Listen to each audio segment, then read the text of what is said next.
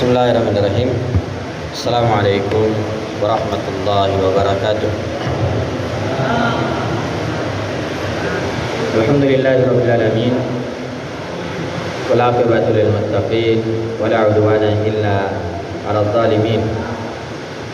Asyhadu an la ilaha illallah wahdahu la syarika lah wa asyhadu anna Muhammadan 'abduhu wa rasuluh. Sallallahu alaihi wa ala alihi wa sallam tasliman katsira. Amma ba'd. Kaum muslimin dan muslimat jamaah zuhur yang dimuliakan oleh Allah Subhanahu wa taala, alhamdulillah kita senantiasa bersyukur dan memuji Allah Subhanahu wa taala.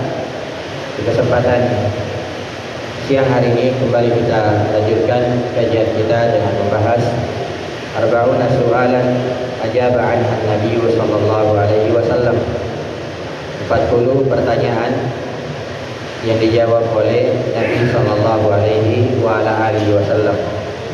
Dan insyaallah kita akan memasuki hadis yang ke-25 dari kitab ini.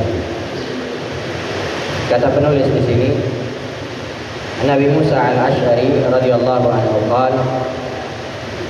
qala li Rasulullah sallallahu alaihi wasallam, ya Abdullah ibn Qais, qultu labbaika ya Rasulullah, qala ala adulluka ala kalimatin min kanzin min kunuzil jannah, qultu bala ya Rasulullah, fidaka abi wa ummi, qala la haula wa la quwwata illa billah, rawahul Bukhari.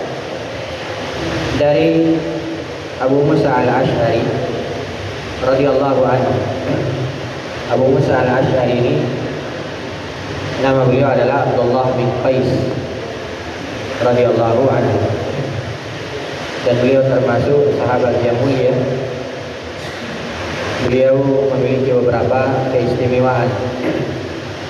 Di antaranya beliau memiliki suara yang sangat indah ketika membaca Al-Quran.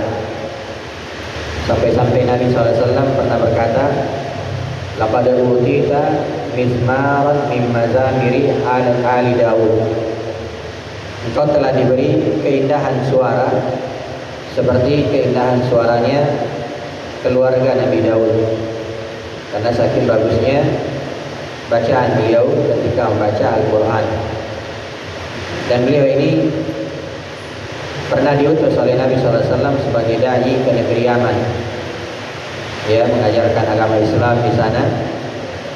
Dan setelah Umar bin Khattab menjadi khalifah, maka Abu Musa al-Asy'ari diangkat menjadi gubernur di Kufah.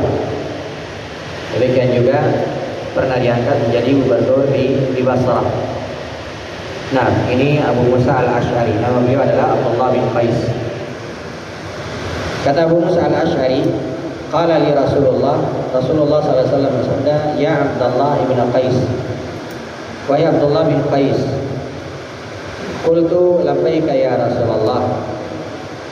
Maka Abu Musa al-Asy'ari mengatakan, aku penuhi panggilanmu wahai Rasulullah. Ya, kata labbaik ini adalah kalimat yang sangat sopan ketika memenuhi panggilan, ya. Karena itu ketika kita umrah, ketika kita haji, ya, kita bertalbiyah mengatakan labbaik Allahumma labbaik. Itu artinya kita memenuhi panggilan Allah Subhanahu wa taala. Qala, kata Nabi sallallahu alaihi wasallam, ala adulluka ala kalimatin min kanzin min kunuzil jannah. Maukah aku tunjukkan sebuah kalimat yang mana kalimat tersebut merupakan salah satu pembendaharaan dari pembendaharaan surga. Ya, artinya kalau kalimat ini senantiasa diucapkan, maka itu merupakan sebab sehingga seorang dimasukkan ke dalam surga. Qultu bala ya Rasulullah, fidaka abi wa ummi. Maka kata Abu Musa, tentu ya Rasulullah, ayah dan ibuku menjadi tebusan. Qala, kata Nabi SAW, la haula wa la quwwata illa billah. Ya, tidak ada daya dan upaya kecuali dengan pertolongan Allah Subhanahu wa taala. Hadis ini diriwayatkan oleh Imam Al-Bukhari.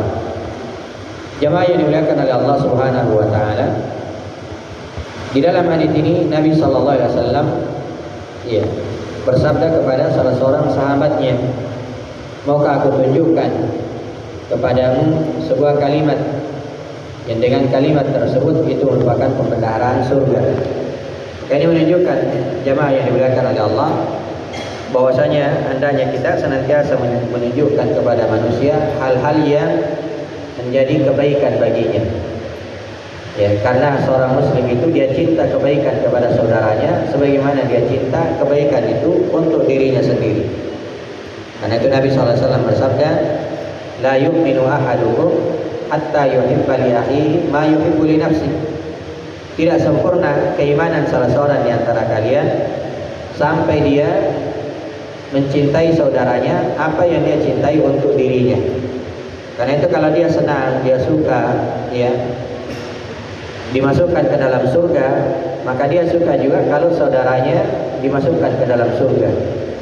Sebagaimana kalau dia benci, kalau dilempar ke dalam neraka, maka dia juga menyukai atau dia juga benci kalau saudaranya dimasukkan ke dalam neraka. Itulah seorang muslim. Nah, disinilah hendaknya kita saling mengingatkan, saling nasihat menasihati. Dan ketika ada orang yang mengingatkan kita, atau ketika kita mengingatkan orang lain, itu artinya kita menginginkan kebaikan untuk orang tersebut. Karena itu para ulama menyebutkan bahwasanya nasihat itu adalah iradatul khair lil ghair. Nasihat itu artinya menginginkan kebaikan untuk orang lain. Ya, menginginkan kebaikan untuk orang lain. Maka di sini Nabi SAW menunjukkan kebaikan kepada sahabatnya Abu Musa Al-Asy'ari. Maukah aku tunjukkan pembendaharaan surga? Ya. Maka Abu Musa Al-Asy'ari radhiyallahu anhu sangat bersemangat, ya, mendapatkan hal tersebut.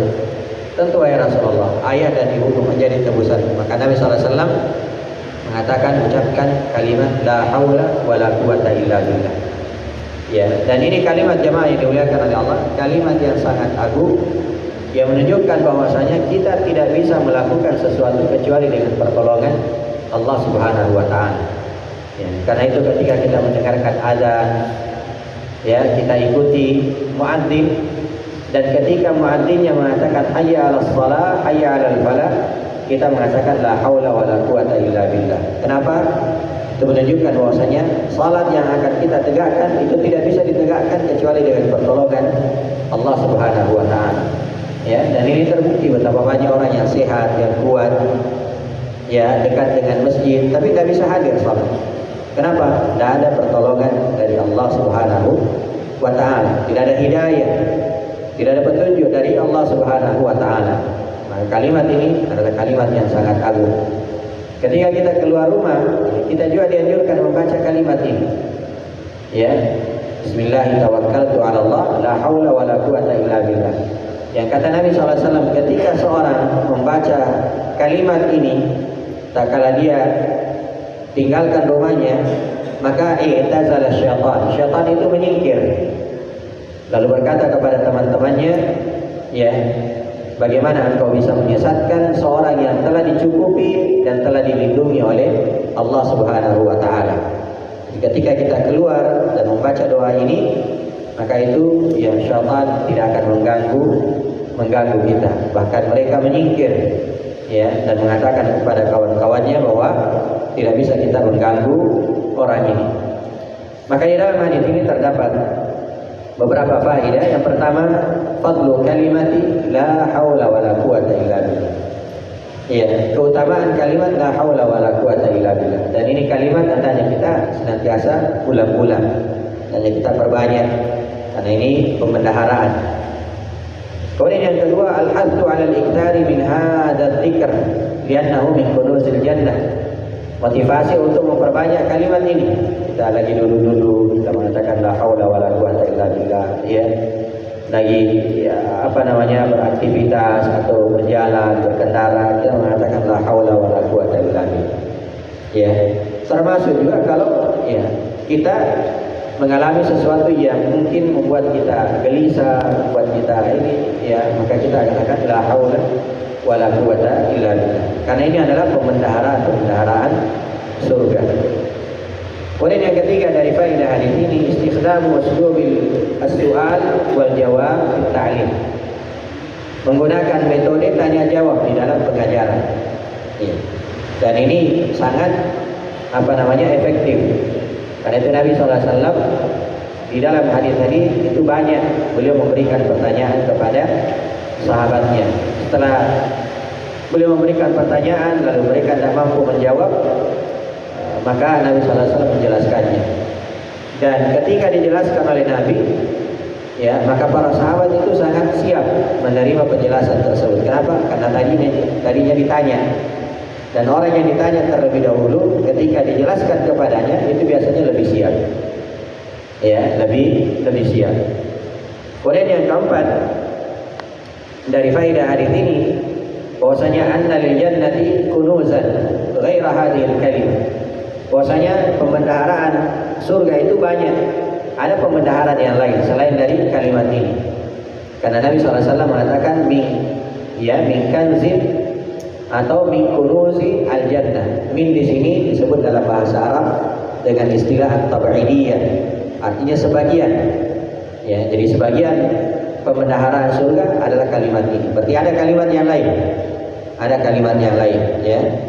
Disebutkan ketika Nabi SAW Isra dan Mi'raj, itu Nabi SAW bertemu dengan Nabi Ibrahim alaihissalam.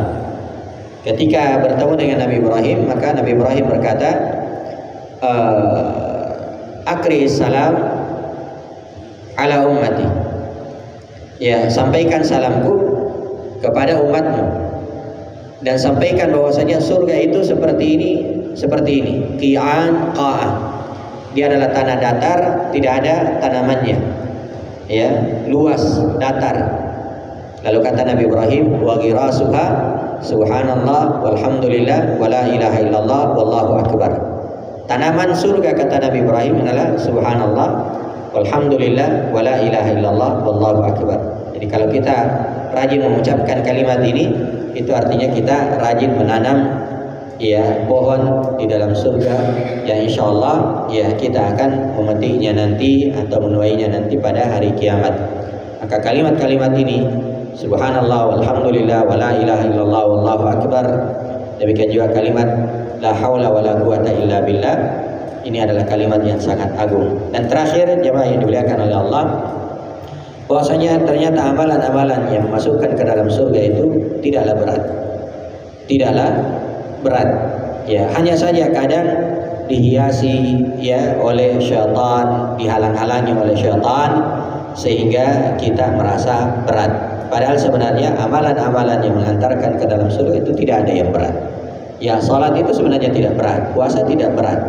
Demikian juga zakat tidak ada yang berat. Hanya saja karena syaitan berusaha untuk menghalang-halanginya sehingga kita kadang merasa berat dengan hal tersebut. Wallahu ta'ala alam. Mungkin ini yang bisa kita kaji di kesempatan siang hari ini. Mudah-mudahan ada manfaatnya. Hadanallahu wa iyyakum. Subhanakallahu bihamdik, asyhadu an la ilaha illa anta astaghfiruka wa atubu ilaik. Wa akhiru da'wana alhamdulillahi rabbil alamin. Assalamualaikum warahmatullahi wabarakatuh.